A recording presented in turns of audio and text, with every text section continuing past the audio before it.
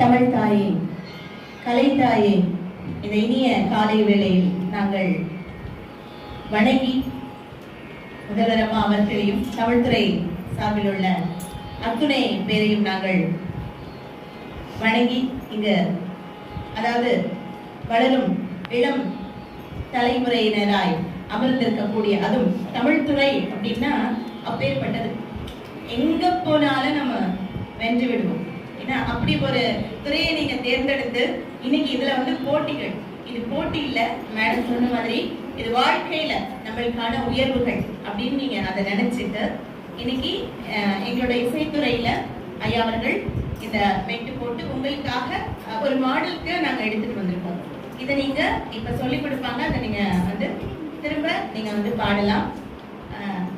இனி வரும் நாட்களிலும் இந்த பாடல்களை